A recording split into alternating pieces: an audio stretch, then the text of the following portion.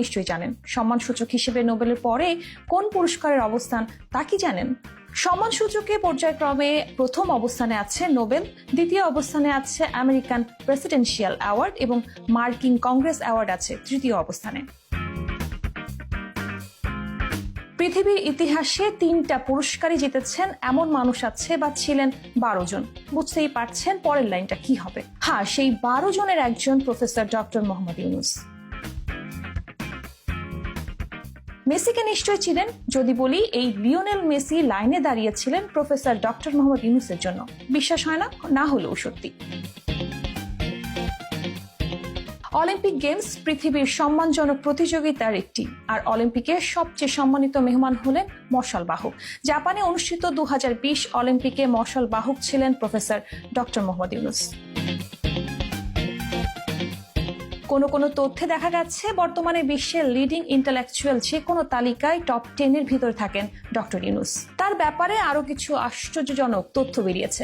এর মধ্যে একটি, মাইক্রোসফটের বিল গেটস নিজে গাড়ি ড্রাইভ করে প্রফেসর ইউনূসকে পুরো সিলিকন ভ্যালি ঘুরিয়ে দেখিয়েছেন। নিজ দেশের আরেকটি ঘটনা বেশ লজ্জাজনক। কি সেই ঘটনা? শেখ হাসিনা আমলে কোর্ট কাছারির 8 তলার এজলাসে তাকে যখনই হাজিরা দিতে হতো সে সময় কোর্ট বিল্ডিং এর লিফট বন্ধ করে দেওয়া হতো। 82 বছরের অতিশী পর এই আসামিকে প্রতিবার হেঁটে হেঁটে 8 তলায় যেতে হতো এবং এই ঘটনা নাকি 40 বারের মতো ঘটেছে। সারা পৃথিবীর 160টা ইউনিভার্সিটিতে ডক্টর মোহাম্মদ ইউনূস সেন্টার আছে। ইউনিভার্সিটিগুলো নিজেদের উদ্যোগে এটা করেছে। এর প্রধান কারণ হচ্ছে তার মাইক্রো ফাইন্যান্স, যেটা তাকে এবং তার গ্রামীণ ব্যাংকে নোবেলে শান্তি পুরস্কার এনে দিয়েছে। তাবৎ বিশ্বের বড় বড় নেতারা ডক্টর মোহাম্মদ ইউনূসের বন্ধু হন। হিলারি ক্লিন্টন যে ডক্টর মোহাম্মদ ইউনূসের বন্ধু, এই কথা বেশ প্রচলিত। ব্রিটিশ রাজ পরিবার বা আমেরিকান রাষ্ট্র ক্ষমতায় যারা যান তাদের সঙ্গে ইউনূসের সখ্যতা অনেকটাই ওপেন সিক্রেট। সবশেষ ডক্টর মোহাম্মদ ইউনূস চীন সফর করেছেন, সেটিও নজর কেড়েছে। তাকে সেখানে লাল গালিচার সংবর্ধনা দেওয়া হয়েছে। তিনি যে ইউনান শহরে গিয়ে প্রথমে নেমেছেন, সেখানে স্থানীয় সরকারের তিনি নাকি উপদেষ্টা ছিলেন, এবং সেটাও বেশ আগে, যা অনেকেই জানতেন না। যে কারণে চীনের কাছেও বেশ সমাদৃত বাংলাদেশের অন্তর্বর্তী সরকার প্রধান নোবেল জয়ী ডক্টর মোহাম্মদ ইউনূস।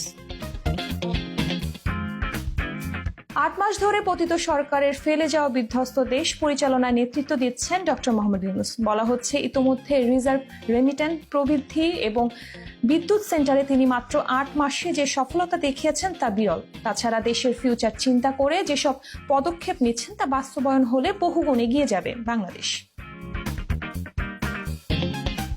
ভূ রাজনৈতিকভাবে বাংলাদেশকে ইতোমধ্যে আরো গুরুত্বপূর্ণ করে তুলেছেন তিনি। রোহিঙ্গা